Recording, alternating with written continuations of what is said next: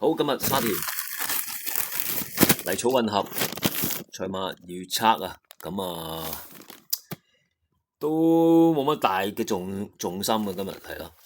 咁第一場講起啦，泥地啊，偏差唔知，不過咧有隻12號幻影旋風，咁上一場係好蝕嘅，同埋隻馬64分自購馬減到而家20幾30分咧，反彈都係時候啦。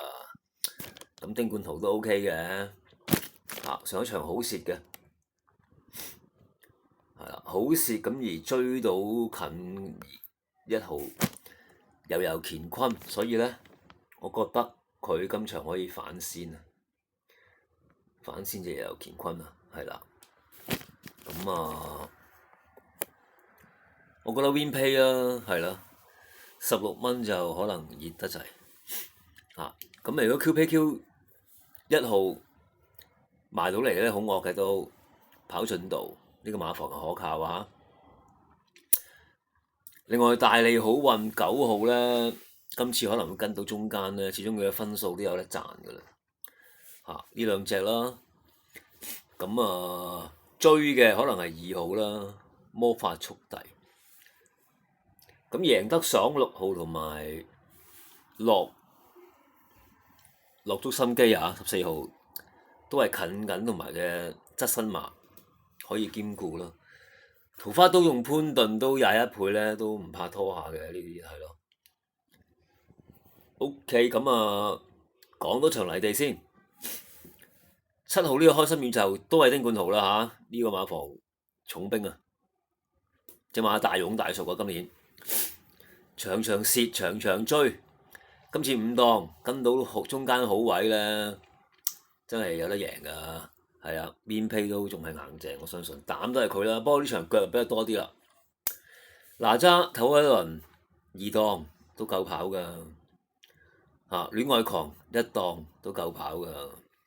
咁硬淨嗰啲嘅係年年有福啦，加州星馳啦，追呢兩隻會勁啦。咁賺咧，林寶精神有得賺下嘅，風起雲湧都唔錯。係咯，咁範圍係呢啲啦。好，咁兩場泥地講完，就不如講下呢個草地尾場。老實講，個好勁上場 keep 啦，勁啦，肯定係勁啦，呢個分肯定可以贏啊，進步啊。咁但係11檔喎，我覺得唔會咁蠢嘅，響埋嚟啦，同埋私家山唔壓地咧。應該夠快埋嚟嘅，守住同心同樂出邊或者拍住佢咯，係咯，硬淨嘅。不過檔位啦，如果檔位好啲就信心十足啦。而家就有啲缺點啦。咁另外7號一世美麗，咁冇理由唔夠3班嘅，1400 OK 嘅，6檔位好啲咯，都有得跑噶啦。另外2號千帆區。肯定係班頂嘛，問題係又係排外檔埋到嚟咧，佢唔一定有速度埋到嚟咯，但係能力都係勁嘢嚟嘅呢隻。咁由於冇乜步速咧，可能係混戰嘅其他馬，邊隻賺邊隻惡，咁首選就呢3隻咯，係咯，真係唔知邊隻賺嘅。譬如你知，歲歲有福又可以賺，同心同樂又可以再賺。所以佢好勁啦，一定唔好留後啊，係咯。咁另外第10場好多馬啊，呢場好新好後生嗰啲馬。咁首飾悟空9號，我覺得即係 WinPay 都仲係有啲把握咁啦，信心啦，係咯。其他就好複雜啊，啲腳好多。第9場一樣係啦。唔搞啊！第8場泥地，睇下前面偏差啦。如果裏邊着數啲嘅浪漫戰神都係好硬淨嘅，但係如果外邊利冚咧就好平均啦。即係滿心星啊、天英紅心啊、星文唔係黃龍飛將啊，咁嗰啲好平均啊。甚至乎海明神區好多馬進步緊。第7場，呢場可以買嘅。12號隨我同來，後生進步靚檔好馬房，做膽啦。不過贏就好多馬同佢爭，譬如11號最好玩呢啲撲街馬房，大馬勁嘅靚檔。咁1號安泰，2號和道豐都有實力啦。咁2號啊唔值咁熱嘅，講真係啊，要拖下算啦。4江連程祥都會賺啦。咁範圍喺呢度咯喎，唔多咯喎。雷神太保會唔會進步呢？勉勉強強，係啦。咁啊，差唔多啦。其他嗰啲都係一啲範圍。